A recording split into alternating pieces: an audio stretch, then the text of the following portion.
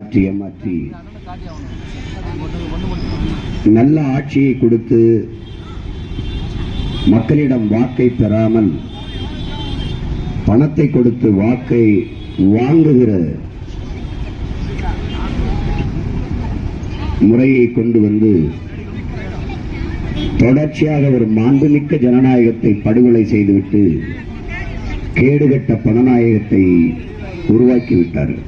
பணம் இருப்பவன்தான் அரசியல் செய்ய முடியும் என்கிற நிலையை உருவாக்கிவிட்டார்கள். பணம்தான் அரசியலை தீர்மானிக்கும் என்றால் அங்கே ஒழுக்கமும் பண்பாடும் எப்படி இருக்கும் என்பதை எல்லாரும் சொந்தங்கள் எண்ணி பார்க்க வேண்டும். பணம் இருப்பவன்தான் அரசியல் செய்ய முடியும் என்கிற நிலை இருக்குமானால் அங்கே முதலாளிகளுக்கான அதிகாரம்தான் கட்டமைக்கப்படும். அப்ப உழைக்கும் அடித்தட்டு மக்கள், ஏழை எளிய மக்கள், அதிகார வலிமையற்ற மக்களுக்கான குரல் எங்கே இருக்கும் என்பதை என் அன்பு சொந்தங்கள் சிந்தித்து பார்க்க வேண்டும். தமிழர்கள் நாம் எவ்வளவு பெருமைக்குரிய இனம் என்பதை மறந்து போனார்கள். உலகில் முதன்முதலாக தோன்றிய மொழி தமிழ், முதன்முதலாக தோன்றிய இனம் தமிழினம் என்கிற அந்த மாண்பை, அந்த பெருமையை மறந்து போனார்கள். உலகிற்கு அறிவியல், நாகரிகம், கலை, இலக்கியம், வேளாண்மை, தொழில்நுட்பம் எல்லாவற்றையும் கற்றுக் கொடுத்த ஒரு பேரினம் என்பதை மறந்து போனார்கள். வரலாற்றில் பெருமைபட வாழ்ந்த ஒரு இனம் என்பதையும் மறந்து போனார்கள். உலகில் பல்வேறு நிலப்பரப்பை வென்று மூன்றாவது பெரிய பேரரசை நிறுவிய அருண்மொழி சோழன், அவன் மகன் அரசேந்திர சோழனின் பேரனும் பேத்திகளும் நாம் என்பதை மறந்து போனார்கள். ஆகச் சிறந்த இலக்கியத்தை கொண்ட ஒரு இனத்தின் மக்கள் தங்கள் தாய்மொழியிலேயே ஆகச் சிறந்த இலக்கியங்களை படிக்கிற வாய்ப்பை பெற்ற உலகில் சீனர்கள், கிரேக்கர்களை தாண்டி இந்திய பெருநிலத்தில் தமிழர்கள் என்பதை மறந்து போனார்கள். நம்முடைய பாட்டன் சீவக சிந்தாமணியிலே திருத்தக்க தேவர் சோரை ஆக்கி வைத்துவிட்டு கணவனும் மனைவியும் வாசலிலே நின்று போவோர் வருவோரையெல்லாம் எங்கள் வீட்டில் வந்து விருந்து சாப்பிட்டு ஓய்வெடுத்து செல்லுங்கள், போகும்போது வெறுங்கையோடு போக வேண்டாம், பொன்னும் மணியும் பட்டாடைகளும் அள்ளி தருகிறோம் என்று எல்லோரையும் வரவேற்று விருந்து படைத்து உபசரித்த ஒரு இனத்தின் மக்கள் என்பதை பதிவு செய்கிறார். சோறு வடித்த தண்ணீர் ஆறாக ஓடியது என்கிறார்கள். சிப்பியிலிருந்துதான் முத்தெடுப்பார்கள், கரும்பின் கண்ணலின் மொழியிலிருந்து முத்தெடுத்தார்கள் தமிழர்கள் என்கிறார்கள். உலகில் கடல் பல கடந்து பல்வேறு நாடுகளுக்கு வாணிகம் செய்து மிகப்பெரிய செல்வத்தை குவித்த ஒரு இனத்தின் மக்கள் இன்று என்ன நிலையில் இருக்கிறார்கள், எப்படி வாழ்கிறார்கள் என்பதை பாருங்கள். 2000 ஆண்டுகளுக்கு முன்பு வேளாண்மை செய்வது எப்படி என்று கற்றுக் கொடுக்க தமிழர்கள் வந்தார்கள். அவர்களுடைய மொழியில் இருந்து எங்கள் மொழியை செழுமைப்படுத்திக் கொண்டோம். அவர்கள் மொழியில் இருந்த கலை சொற்கள், உயிர் சொற்கள், வேர்ச்சொற்களை எடுத்து எங்கள் மொழியை செழுமைப்படுத்திக் கொண்டோம் என்கிறார்கள். 2000 ஆண்டுகளுக்கு முன்பு உலகத்திற்கு வேளாண்மை எப்படி செய்வது என்று கற்றுக் கொடுத்த ஒரு இனம் இன்றைக்கு வேளாண்மை செய்ய முடியாது, வேளாண்குடி மக்கள் கடனாளியாகி வாழ முடியாமல் தற்கொலை செய்கிற நிலைக்கு தள்ளப்பட்டிருக்கு என்பதை என் அன்பு சொந்தங்கள் சிந்தித்து பார்க்க வேண்டும். எண்ணற்ற துயரங்களை தூக்கி சுமக்கிற என் மக்கள், இது எப்போது விடியும், இந்த கொடுமை எப்போது முடியும் என்று ஏங்கி நிற்கிற மக்களின் கூட்டத்தில் இருந்து அவர்களோட பசித்து கிடந்து அவர்கள் கண்ணீரோடு நாங்களும் கரைந்து அவர்கள் துன்பங்களை தோய்ந்து என்ன செய்வது வழியே இல்லை என்று புலம்பிக் கொண்டிருந்த எங்கள் பெற்றோர்களுக்கு இடையே இருந்து நாங்களே ஒரு வழியாக மாறி வருகிறோம். என் அன்பு சொந்தங்களே, என் அருமை தம்பி தங்கைகளே, நாங்கள் முன்வைக்கிற அரசியலை கொஞ்சம் கூர்ந்து கவனித்து பாருங்கள். மற்றவர்கள் முன்வைக்கிற கருத்துக்கள் என்ன? அவர்கள் காசை முன்வைத்து அரசியல் செய்கிறார்கள். நாங்கள் ஆகச்சிறந்த கருத்தை, கோட்பாட்டை, கொள்கையை முன்வைத்து அரசியல் செய்கிறோம். அவர்கள் இலவசங்களை முன்வைக்கிறார்கள், நாங்கள் இலவசம் என்பது தன்மான இழப்பு, அது வளர்ச்சி திட்டம் அல்ல, ஒரு வீழ்ச்சி திட்டம். அதை பெற வேண்டிய ஏழ்மை வறுமை நிலையில் இல்லாத என் மக்களின் வாழ்க்கை தரத்தை உயர்த்துவோம் என்று நாங்கள் நிற்கிறோம். ஒவ்வொன்றிலும் நாங்கள் எப்படி முரண்பட்டு மாறுபட்டு நிற்கிறோம் என்பதை பாருங்கள். அவர்கள் ஆகச் சிறந்த கல்வியை தனியார் முதலாளிதான் கொடுக்க முடியும் என்கிற ஒரு நிலைப்பாட்டை கொண்டிருக்கிறார்கள். அரசு பள்ளி கல்லூரியில் தரம் குறைந்திருப்பதை நீங்கள் பார்க்கிறீர்கள். அரசு பள்ளி கல்லூரிகளில் படிக்கிற ஆசிரியர் பெருமக்கள், வேலை செய்கிற ஆசிரியர் பெருமக்களின் பிள்ளைகள் கூட அரசு பள்ளி கல்லூரிகளில் படிப்பதில்லை. கல்வித்துறை அமைச்சர்கள் பிள்ளைகள் கூட அரசு பள்ளியில் படிப்பதில்லை. மாமன்ற உறுப்பினர், சட்டமன்ற உறுப்பினர் அல்லது பாராளுமன்ற உறுப்பினர் யார் பிள்ளைகளும் அரசு பள்ளி கல்லூரியில் படிப்பதில்லை. காரணம் என்ன? தரமில்லை. ஏன் தரமில்லை? எதனால் தரமில்லை? ஒரு தனிப்பட்ட ஒரு முதலாளி தரமாக கல்வியை கொடுக்க முடியும் என்றால் 8 கோடி மக்களால் உருவாக்கப்பட்ட ஒரு அரசால் சிறந்த கல்வியை தன் நாட்டு மக்களுக்கு கொடுக்க முடியாதா என்ற கேள்வியை என் அன்பு சொந்தங்கள் எழுப்பி பார்க்க வேண்டும். நாங்கள் உலக தரத்திற்கு ஆகச் சிறந்த கல்வியை, உலகிலே கல்வியிலே தலை சிறந்த நாடாக பின்லாந்து, 2வது நாடாக தென்கொரியா, 3வது நாடாக சிங்கப்பூர், நம் மாநிலத்தில் ஒரு மாவட்ட அளவு, ஒரு தருமபுரி இந்த மாவட்ட அளவு கூட இல்லாத சிங்கப்பூர் உலக தரத்திலே 3வது இடத்தில் இருக்கிறது என்றால் இவ்வளவு பெரிய நாடு ஏன் அந்த தரத்திற்கு தன் நாட்டு பிள்ளைகளுக்கு கல்வியை கொடுக்க முடியாது என்ற கேள்வியை எந்நரும் மக்கள் எழுப்பி பார்க்க வேண்டும். இந்த நாடுகளை எல்லாம் முந்திக் கொண்டு ஆகச் சிறந்த கல்வித்தரத்தை என் நாட்டு பிள்ளைகளுக்கு, எதிர்கால அன்பு செல்வங்களுக்கு நாங்கள் கொடுப்போம் என்கிற உறுதியோடு தான் இந்த களத்திலே நிற்கிறோம். ஒரு நாட்டின் அடிப்படை தேவை எது? ஒரு நாட்டு குடிகளுக்கு கொடுக்க வேண்டிய அத்தியாவசிய அடிப்படை தேவை எது? கல்வி, அறிவை வளர்க்கும் கல்வி. தொட்டனை தூரும் மணற்கேணி மாந்தருக்கு கற்றனை தூரும் அறிவு என்கிறார் வள்ளுவ பெருமகனார். கற்றவருக்கு சென்ற இடமெல்லாம் சிறப்பு என்கிறார். ஒரு மன்னனுக்கு, அந்த நாட்டை ஆளுகிற மன்னனுக்கு அந்த நாட்டில் மட்டும்தான் செல்வாக்கு இருக்கும். ஆனால் கற்றவனுக்கு உலகில் எந்த நாட்டிலும் செல்வாக்கு இருக்கும், பெருமை இருக்கும், மதிப்பு இருக்கும் என்கிறார். அப்படி ஆகச் சிறந்த வளமான அறிவு வளத்தை தன் நாட்டு குடிகளுக்கு அரசு கொடுக்க வேண்டும். ஏனென்றால் கல்வி மானுட உரிமை, அதை கொடுக்க வேண்டியது அரசின் கடமை.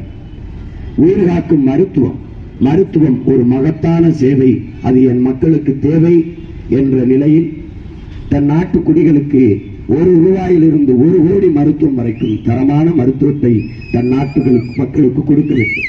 நாட்டின் முதல் குடிமகன் ஜனாதிபதிக்கு என்ன மருத்துவம் கிடைக்கிறதோ அது கடையோடு மகனுக்கும் கிடைக்க வேண்டும். தருமபுரியிலே, பாப்பிரெட்டிப்பட்டியிலே, பெண்ணாகரத்திலே இருக்கிற ஒரு சாதாரண ஒரு குடிமகனுக்கும், பச்சை குழந்தைக்கும், பாட்டிக்கும் அந்த தரத்திற்கு மருத்துவம் கிடைக்க வைப்பதுதான் சரியான ஜனநாயகம், முழுமையான மக்களாட்சி. அதைத்தான் உங்கள் பிள்ளைகள் கொடுக்க வேண்டும் என்று நினைக்கிறோம். இது ஒரு அடிப்படை தேவை, அடிப்படை கட்டமைப்பு. பிறகு மின்சாரம் இல்லாத எந்த இயக்கமும் இல்லை. அந்த மின்சார உற்பத்தியில் தன்னிறைவடைந்து தடையற்ற மின்சாரத்தை தன் நாட்டு குடிகளுக்கு கொடுக்க வேண்டும்.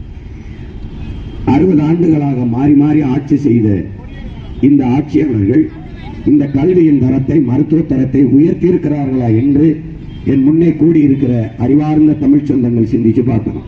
முதலமைச்சருக்கு உடல்நிலை சரியில்லை என்றால் அப்பலோவில் படுத்து மருத்துவம் செய்கிறார், அல்லது MG ராமச்சந்திராவில் படுத்து மருத்துவம் செய்கிறார், அல்லது காவேரியில் படுத்து மருத்துவம் செய்கிறார். அப்ப அரசு மருத்துவமனை என்னானது? அவர்களே நடத்துகிற அரசு மருத்துவமனை என்னானது? தரம் இல்லையே. தரங்கட்டவர்கள் கையிலேயே நீங்கள் 60 ஆண்டுகளாக ஆட்சி அதிகாரத்தை கொடுத்ததால் தரம் இல்லாமல் போனது. ஒரு தனியார் முதலாளியிடம் ஒரு அரசு தோற்று போனால் அந்த அரசு எவ்வளவு கையாளாகாத அரசு, அதை அரசு என்று சொல்வதா, தரிசு என்று சொல்வதா என்று அறிவு சமூகம் சிந்தித்து பார்க்க வேண்டும்.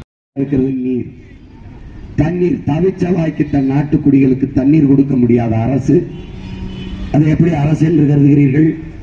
எல்லாவற்றையும் இலவசமாக கொடுக்கிறது. Mixie, grinder, laptop, cycle, fridge, TV, அரிசி, பருப்பு, அண்டா, குண்டா எல்லாம் கொடுக்கிற இந்த அரசு தண்ணீரையே, தரமான தண்ணீரை தன் நாட்டு குடிகளுக்கு தர முடியவில்லை என்பதை என் அன்பு சொந்தங்கள் சிந்தித்து பார்க்க வேண்டும். ஏன் தர முடியாது? எல்லாவற்றையும் இலவசம் தந்த அம்மையார் ஜெயலலிதா அவர்கள் தண்ணீரை 10 ரூபாய்க்கு வித்தார்கள். ஒரு 30,000 பெருமானம் உள்ள லேப்டாப்பை மடிக்கணினியை இலவசமாக கொடுத்தார்கள், மிக்சியை கொடுத்தார்கள், கிரைண்டரை கொடுத்தார்கள். ஆனால் தண்ணீரை 10 ரூபாய்க்கு வித்தார்கள். ஏன்? தண்ணீரை இலவசமாக கொடுத்தால் தண்ணீரை விற்கிற முதலாளியின் லாபம் பாதிக்கப்படும். அவன் பாதிக்கப்பட்டால் அதனிடமிருந்து தங்களுக்கு வருகிற கமிஷன் பாதிக்கப்படும். ஏன் பள்ளி கல்லூரியின் தரம் உயர்த்தப்படவில்லை? தனியார் பள்ளி கல்லூரிகளின் தரமாக இருக்க காரணம் என்ன? ஆட்சியாளர்கள் தான் பள்ளி கல்லூரிகளை நடத்துகிறார்கள். அரசு பள்ளி கல்லூரிக்கு பிள்ளைகள் வந்துவிட்டால் தனியார் பள்ளிக்கு வருகிற வருவாய் குறைந்துவிடும். அரசு மருத்துவமனை தரமாக இருந்துவிட்டால் தனியார் மருத்துவமனைக்கு வருகிற வருவாய் குறைந்துவிடும். லாபம் ஈட்டுகிற தொழிலாக எது ஒன்று சேவை, கல்வி சேவை, மருத்துவம் சேவை, மின் உற்பத்தி விநியோகம் சேவை, போக்குவரத்து சாலை ஓடுதல் பராமரித்தல், போக்குவரத்து நடத்துதல் சேவை, குடிநீர் விநியோகம் சேவை. இது எல்லாவற்றையும் தனியாருக்கு கொடுத்துவிட்டு அரசு சாராய கடையை மட்டும் வைத்து நடத்துகிறது என்பது எவ்வளவு பெரிய கொடுமை என்பதை என் அன்பு தமிழ் சொந்தங்கள், அறிவார்ந்த பெருமக்கள், எண்ணிலும் இளைய என் தம்பிதங்கள் சிந்தித்து பார்க்க வேண்டும். இந்த நிலையிலிருந்து மாற்ற வேண்டும். ஒரு நல்ல ஆட்சியை, தூய ஆட்சியை, உலகம் போற்றக்கூடிய தமிழர் அறம் சார்ந்த ஆட்சியை, அரசியல் பிழைத்தோர்க்கு அறம் கூத்தாகும் என்கிறது சிலப்பதிகாரம். குடிதலி கோலோச்சு மாநில மன்னன் அடிதலில் நிற்கும் உலகு என்கிறது நம்முடைய வள்ளுவ பெருமகனார் தந்தறிய மறைவி மொழி திருக்குறள். முறை செய்து காப்பாற்றும் மன்னவன் மக்களுக்கு இறை என்று வைக்கப்படும் என்கிறது. அப்படி உருவசையும் ஓவா பிணியும் செருவகையும் சேராது எழுவது நாடு என்கிறது. புதிதாக எதுவொன்றையும் நாம் வகுத்துக் கொள்ள வேண்டியது இல்லை. பல ஆயிரம் ஆண்டுகளுக்கு முன்பே நம்முடைய முன்னவர்கள் ஒரு ஆட்சி எப்படி இருக்க வேண்டும் என்பதை வகுத்து நமக்கு தந்துவிட்டு சென்றிருக்கிறார்கள். அந்த பாதையில் பயணித்து ஒரு நல்ல ஆட்சியை நம் நாட்டு மக்களுக்கு கொடுக்க முடியும், கொடுக்க வேண்டும் என்கிற பெரும் கனவோடும் இயக்கத்தோடும் நோக்கத்தோடும் தான் உங்கள் பிள்ளைகள் இந்த களத்திலே நிற்கிறோம். நாங்கள் வாக்குக்கு காசு தர மாட்டோம், ஆனால் ஆகச் சிறந்த வாழ்க்கையை என் நாட்டு மக்களுக்கு கொடுப்போம். சிறந்த கல்வியை கொடுப்போம், கல்விக்கேற்ற வேலையை கொடுப்போம், வேலைக்கேற்ற சம்பளத்தை கொடுப்போம், அதை கொண்டு வாழ்கிற பெருமைமிக்க வாழ்வை கொடுப்போம். இதுதான் எங்களுடைய திட்டம்.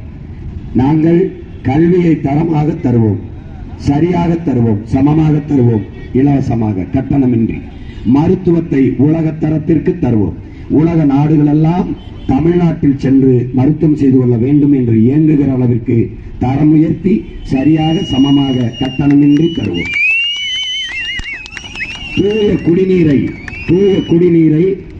தூய குடிநீரை எல்லா குடிகளுக்கும் பகிர்ந்து அளிப்போம். தடையற்ற மின்சாரம் தருவோம். இலவச மின்சாரம் இல்லை, தடையற்ற மின்சாரம். இலவச மின்சாரம் என்று ஏமாற்றி 1.5 லட்சம் கோடி மின்துறையில் மட்டும் கடன் இருக்கிறது. என் அன்பு சொந்தங்களே, மின் கட்டணத்தை இந்த திராவிட முன்னேற்ற கழகத்தின் ஆட்சி, இந்த ஆட்சி 3 முறை சகிக்க முடியாத அளவிற்கு மின் கட்டணத்தை உயர்த்தி இருக்கிறது. சொத்து வரியை கணக்கில்லாமல் உயர்த்தி இருக்கிறது. பத்திரப்பதிவு கட்டணத்தை கணக்கில்லாமல் உயர்த்தி இருக்கிறது. இதையெல்லாம் உயர்த்திவிட்டு பஸ் இலவசம், அரிசி இலவசம், இப்படி தேவையற்று யார் பேருந்தை இலவசமாக ஓட்டுங்கள் என்று யார் கேட்டது? தரமாக ஓட்டுங்கள் என்றுதான் நாம் சொல்லுவோம். இலவச பாஸ் கேட்டு பசை மறிச்சு போராட்டம் பண்ணியது எத்தனை பேர்? தரமான பேருந்து. இங்கே தருமபுரியில் இருந்து மற்ற மாவட்டங்களுக்கு செல்ல பேருந்து வசதி இருக்கிறதா? இல்லை. இத்தனை முறை ஆண்டிருக்கிறார்கள். என்ன இருக்கிறது? இங்கே நிலமும் வளமும் சார்ந்த தொழிற்சாலைகளை தொடங்கி மக்களின் வாழ்விடத்திலே எல்லாருக்கும் வேலை வாய்ப்பை கொடுத்திருக்க முடியும். அந்த திட்டத்தில் தான் உங்கள் மகன் சொல்கிறேன், எல்லோருக்கும் அரசு வேலை, வீட்டுக்கு ஒருவருக்கு அல்ல, இருவருக்கு எத்தனை பேருக்கும் ஆனாலும் அவரவர் வாழ்விடத்திலே அரசு வேலை தருகிறேன் என்று சொல்கிறேன். எப்படி தருவாய் சீமான்? நிலமும் வளமும் சார்ந்த தொழிற்சாலை. தருமபுரியில் என்ன வரும்? மா வருதா, கரும்பு வருதா, வாழை வருதா, மரவள்ளி கிழங்கு வருதா? அது சார்ந்த தொழிற்சாலை.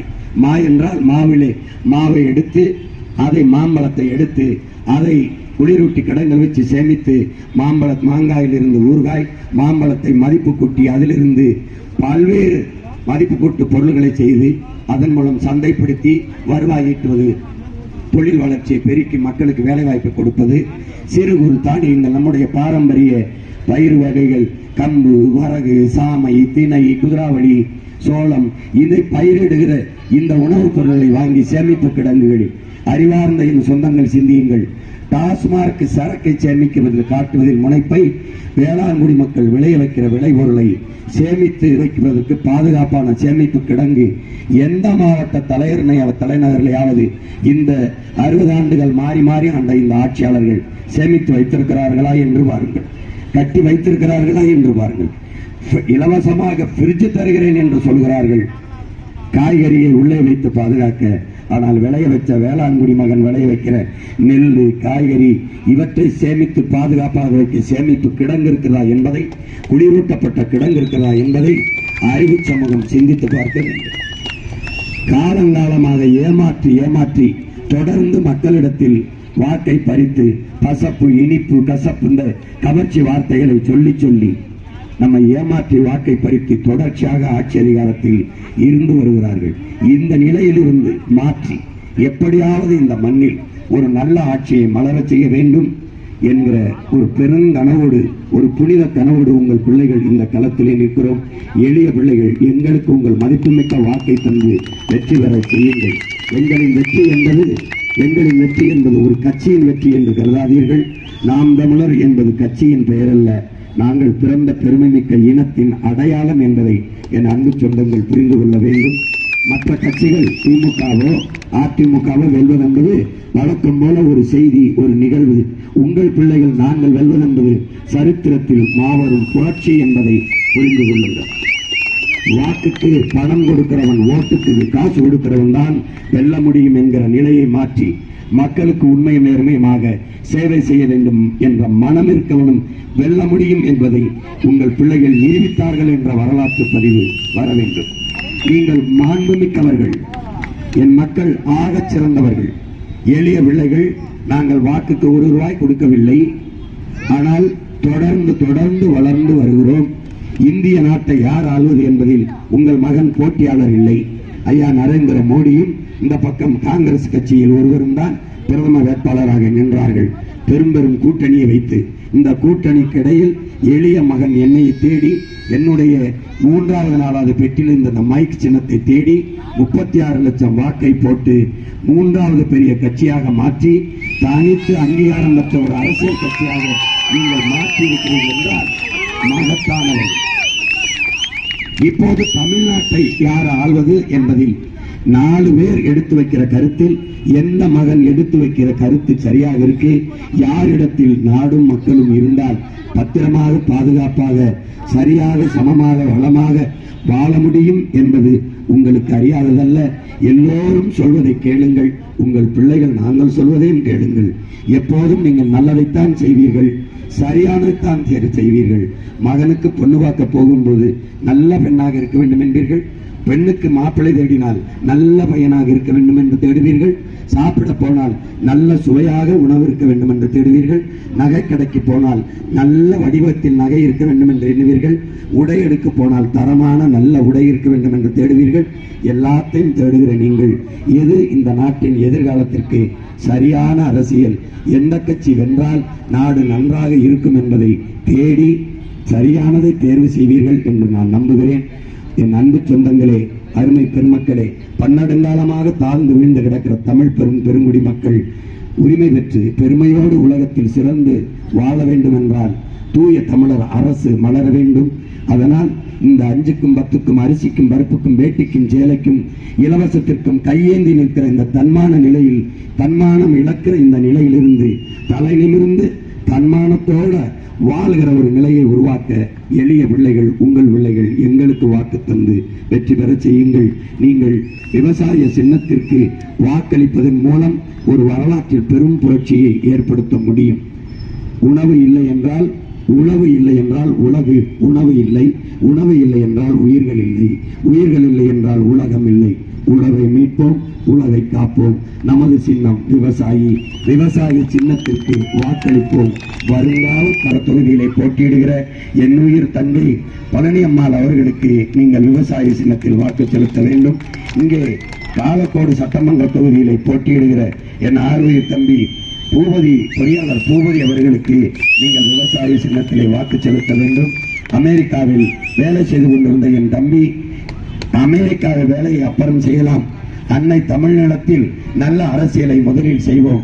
அமெரிக்காவில் இருக்கிற அடிப்படை கட்டமைப்பை அன்னை தமிழ்நிலத்தில் செய்ய வேண்டும். பசியில்லாத ஒரு நாடாக தன் தாய் நிலத்தை, தமிழ்நாட்டை மாற்ற வேண்டும். வேலை இல்லை என்ற நிலை இருக்கக்கூடாது. இன்னொரு தேசத்தில் போய் வேலை செய்கிற நிலை இல்லாமல் தாய் நிலத்திலேயே எல்லோருக்கும் வேலை கிடைக்கிற வாய்ப்பை ஏற்படுத்த வேண்டும் என்கிற உயர்ந்த நோக்கோடு களத்திற்கு வந்தவன் என் உயிர் தம்பி பூபதி. என் அன்பு தம்பி பூபதி அவர்களுக்கும் என் ஆறுயிர் தங்கை பழனியம்மாள் அவர்களுக்கும் விவசாய சின்னத்திலே வாக்கு செலுத்தி வெற்றி பெற செய்யுங்கள். புரட்சி எப்போதும் வெல்லும். உங்கள் பிள்ளைகள் எங்களின் வெற்றி அதை சொல்லும். எங்கள் இலக்கு ஒன்றுதான், இனத்தின் விடுதலை. இனம் ஒன்றாவோம், இலக்கை வென்றாவோம். தமிழ்தாய் வாழ்க, தலைவர் பிரபாகரன் வாழ்க. நாம் தமிழர். நன்றி, வணக்கம்.